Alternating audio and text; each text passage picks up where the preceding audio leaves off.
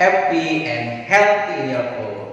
I'm so glad to see you again in my class, Persada Junior High School Online Classroom. Sekarang kita akan melanjutkan materi pembelajaran kita tentang sistem reproduksi pada subbab fertilisasi dan kehamilan. Nah, anak-anak, seperti yang kalian ketahui, fertilisasi adalah pembuahan sel telur oleh sel sperma. Maka, sebelum kita membahas prosesnya, kalian harus tahu dulu struktur sel sperma dan sel telur. Ini adalah gambar dari sel sperma, kurang lebih seperti ini ya. Dia punya bagian kepala, leher, dan ekor. Di bagian kepala inilah terdapat struktur DNA yang membawa materi genetik dari induk atau ayah kepada keturunannya. Pada kepala sel sperma terdapat struktur yang disebut dengan akrosom. Akrosom ini mengandung banyak organel sel badan Golgi yang gunanya menghasilkan enzim untuk menghancurkan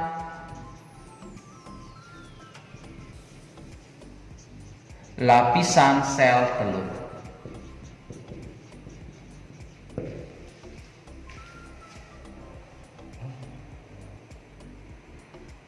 Berikutnya adalah struktur dari sel telur atau ovum. Seperti yang sudah kita bahas di pembelajaran sebelumnya, sel telur atau ovum dihasilkan oleh ovarium pada saat matang, terjadi proses ovulasi dan terlepas dari ovarium menuju tuba Fallopi. Nah, struktur sel telur adalah sebagai berikut.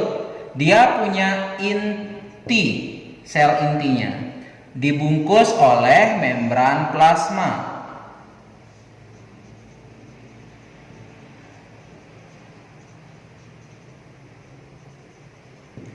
Kemudian masih ada pembungkusnya lagi.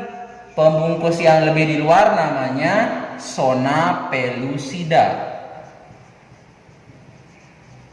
Dan pembungkus paling luar mirip seperti cahaya matahari yang disebut dengan corona radiata. Nah, 3 lapis membran sel telur yaitu corona radiata, zona pellucida, dan membran plasma inilah yang harus ditembus oleh sel sperma dengan menghancurkan ketiga membran menggunakan akrosom yang memiliki enzim untuk menghancurkan ketiga membran ini sehingga bisa bersatu dengan inti dari sel telur tersebut.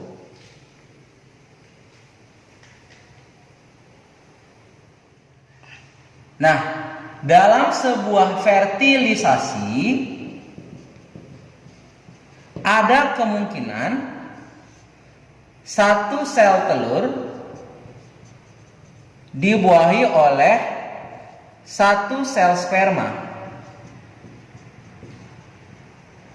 menghasilkan zigot.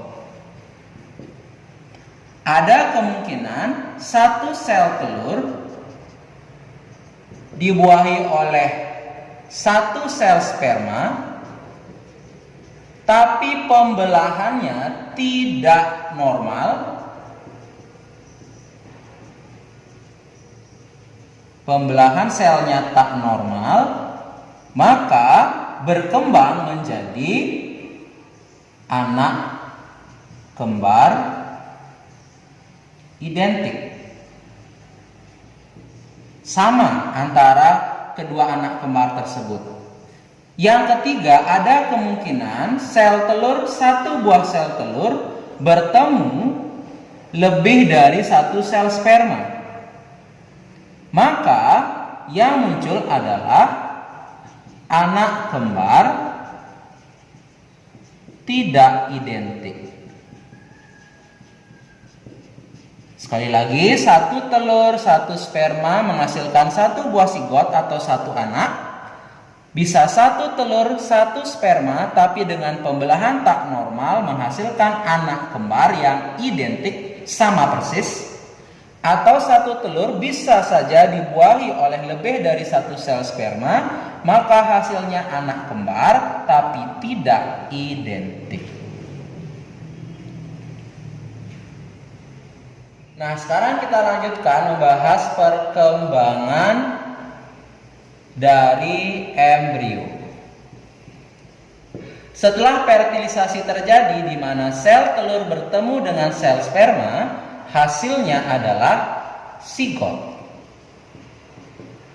Sigot akan mengalami beberapa kali pembelahan, yaitu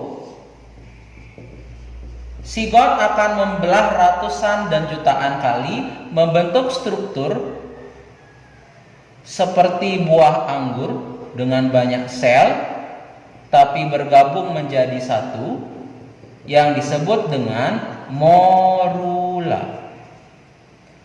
Kemudian morula akan berubah menjadi struktur sel yang ada rongga di dalamnya, yang berisi cairan, disebut dengan fase blastula. Nah, saat blastula inilah terjadi proses penanaman embrio di rahim. Setelah blastula akan berkembang menjadi struktur yang disebut gastrula. Pada fase gastrula, sigot ini memiliki 3 buah lapisan pada manusia. Lapisan pertama, kedua, dan ketiga. Kemudian masing-masing lapisan ini akan berkembang menjadi organ pada manusia dan membentuk proses yang disebut dengan organogenesis atau pembentukan organ. Jadi sehingga terbentuklah embrio dengan organ-organ, mulai dari tangan, kaki, mata, dan seterusnya. Di mana proses pembelahan dari sigot, morula, blastula, gastrula sampai pembentukan organ berlangsung pada trimester pertama kehamilan atau usia kehamilan 3 bulan. Makanya di 3 bulan pertama kehamilan sangat rentan karena bayi sedang dibentuk organ-organnya. Jadi kalau terjadi kesalahan, kecelakaan atau hal lain, maka kemungkinan besar kegagalan pembentukan organ atau proses keguguran bisa saja terjadi. Baik anak-anak, sekarang kita lanjutkan membahas tentang lapisan embrionik. Saat tadi kita membahas perkembangan embrio pada tahapan gastrula, embrio membentuk 3 lapisan. Lapisan paling luar disebut dengan lapisan ektoderm atau lapisan luar. Saat perkembangan organ, lapisan ektoderm ini akan membentuk organ-organ seperti kulit, sistem saraf, dan alat indera. Kemudian lapisan yang di tengah disebut dengan lapisan mesoderm atau tengah. Nah, lapisan tengah ini akan membentuk organ-organ dalam pada manusia kecuali sistem pencernaan dan pernapasan seperti peredaran darah, otot, tulang, alat ekskresi, dan lain-lain. Sedangkan bagian tengah disebut dengan lapisan endoderm. atau lapisan dalam. Nah, lapisan dalam ini akan membentuk sistem pencernaan seperti usus, lambung, dan sebagainya, juga sistem pernafasan.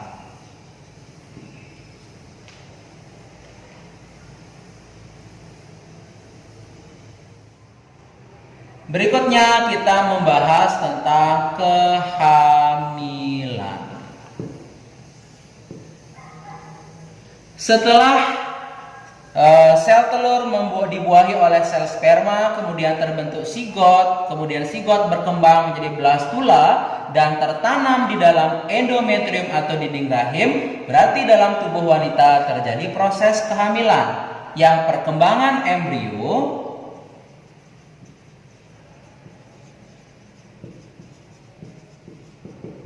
berlangsung di uterus atau rahim. Proses kehamilan pada manusia berlangsung selama kurang lebih 9 bulan atau 48 minggu dengan dibagi menjadi 3 trimester. Trimester 1 usia kehamilan 1 sampai 3 bulan. Trimester 2 usia 4 sampai 6 bulan. Dan trimester 3 usia kehamilan 7 sampai 9 bulan. Di mana pada saat usia 9 bulan sudah siap melahirkan, dengan kemungkinan maju atau mundur dari jadwal yang ditetapkan selama 14 hari atau 2 minggu. Pada usia trimester pertama kehamilan, di sini mulai ada pertumbuhan organ. Sebenarnya alat kelamin dari si bayi sudah bisa dilihat, tapi kadang-kadang dalam USG sulit untuk ditentukan karena ukuran masih kecil. Di trimester pertama ini ibu mengalami morning sick atau mual atau gejala yang kita sebut ngidam, dan sangat rentan terjadi proses keguguran, sehingga harus dijaga dengan hati-hati. Pada trimester kedua, pertumbuhan bayi berlangsung sangat cepat, sehingga bentuk tubuh ibu akan mengalami pertambahan besar dan berat yang signifikan di usia trimester 2. Jadi kalau trimester pertama masih sulit membedakan apakah hamil atau tidak, tapi di trimester kedua bisa dibedakan dia sudah hamil atau tidak. Di trimester ketiga, posisi bayi sudah mulai mengalami perubahan, di mana kepala bayi mulai menghadap ke bawah, ke arah vagina, siap-siap untuk dilahirkan. Nah, kemudian kita membahas tentang lapisan ekstra embrionik. Nah, anak-anak saat bayi berada dalam kandungan, bayi dilapisi oleh lapisan-lapisan pelindung. Kurang lebih, jika ini adalah gambar embrio atau bayi atau janin yang dalam kandungan, maka ada beberapa lapisan yang melindungi bayi tersebut. Lapisan yang pertama disebut dengan lapisan amnion. Ini bayinya ya atau janinnya memiliki lapisan amnion. Nah, di lapisan amnion ini banyak terdapat cairan amnion yang kita sering sebut dengan cairan ketuban. Cairan ini akan melindungi bayi dari goncangan atau getaran atau benturan selama berada di dalam kandungan. Lapisan berikutnya adalah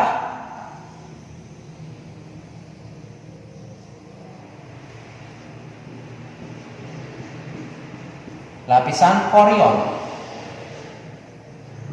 Lapisan korion ini juga melindungi bayi, tapi di ujungnya akan bentuk struktur yang disebut dengan plasenta.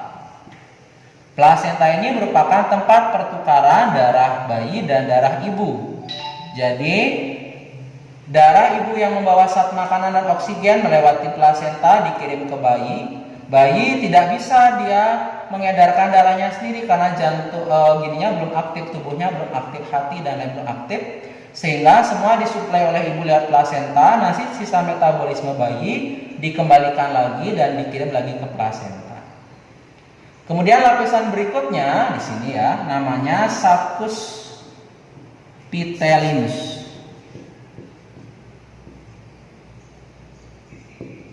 atau sering disebut yolk sac.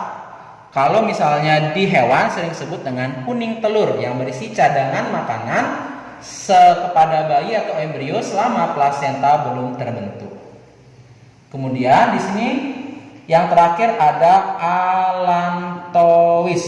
Allantois ini terdapat di dalam struktur tali pusar yang akan mengantarkan oksigen dan zat makanan dari plasenta menuju ke bayi atau sebaliknya sisa metabolisme dari bayi ke plasenta. Nah, demikian anak-anak materi kita tentang fertilisasi dan kehamilan.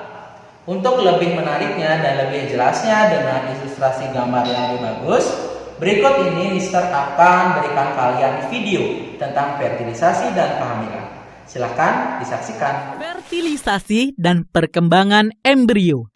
Pada penjelasan sebelumnya, kamu telah mendengar kata fertilisasi. Peleburan antara sel telur dengan sperma dikenal sebagai proses fertilisasi atau pembuahan. Bagaimana proses fertilisasi dapat terjadi pada tubuh manusia? Untuk mengetahuinya, perhatikan penjelasan berikut. Ovum memerlukan waktu 4-5 hari untuk mencapai rahim, tetapi hanya dapat dibuahi paling baik pada 6-12 jam pertama. Jika sel telur pada ovarium telah masak, akan dilepaskan dari ovarium. Pelepasan telur dari ovarium disebut ovulasi. Setelah ovulasi, sel telur ditangkap oleh infundibulum dan segera menuju ke tuba falopi. Di saluran inilah terjadi pembuahan. Jumlah sperma yang ditampung sekitar 200-300 juta. Namun, biasanya hanya satu sperma yang mampu membuahi sel telur. Fertilisasi antara sel telur dan sperma menghasilkan zigot.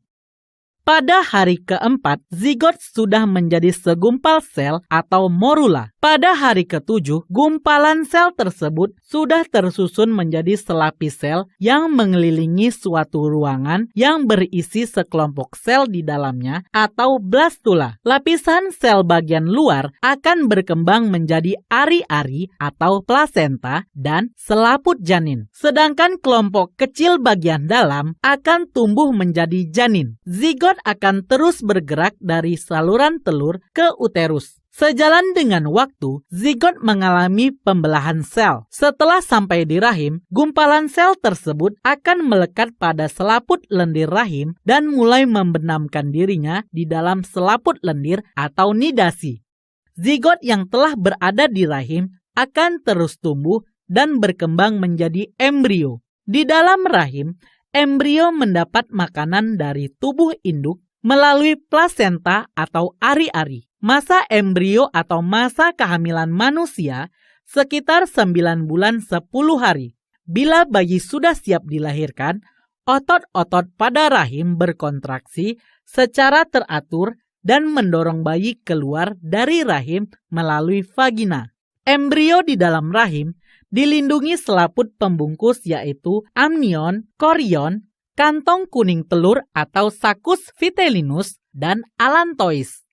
1. Amnion merupakan membran yang langsung melingkupi embrio dalam satu ruang yang berisi cairan amnion atau ketuban. Cairan ini berfungsi untuk menjaga embrio agar dapat bergerak bebas, melindungi embrio dari perubahan suhu yang drastis serta guncangan dari luar. 2. Korion merupakan membran terluar yang melingkupi embrio. Korion membentuk filikorion atau jonjot di dalam endometrium yang berisi pembuluh darah yang berhubungan dengan peredaran darah ibunya melalui plasenta. Jadi, plasenta merupakan penghubung antara embrio dan jaringan ibunya, di mana plasenta mampu mengalirkan oksigen dan zat-zat makanan dari ibu ke embrio serta mengalirkan sisa-sisa metabolisme dari embrio ke peredaran darah ibunya. 3. Kantong kuning telur atau saccus vitellinus yang terletak di antara amnion dan plasenta merupakan membran berbentuk kantung yang merupakan tempat pembentukan sel-sel dan pembuluh-pembuluh darah pertama embrio. 4. Allantois merupakan membran yang terletak di dalam tali pusat. Allantois berfungsi sebagai alat respirasi, saluran makanan, dan ekskresi. Di dalam allantois terdapat pembuluh darah yang menyalurkan zat-zat makanan dan oksigen dari ibu dan mengeluarkan sisa metabolisme.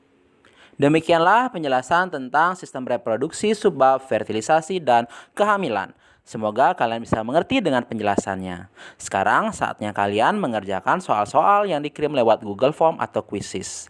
Sekian dulu ya anak-anak, tetap ada di rumah, tetap jaga kesehatan, dan selalu semangat belajarnya. Sampai jumpa.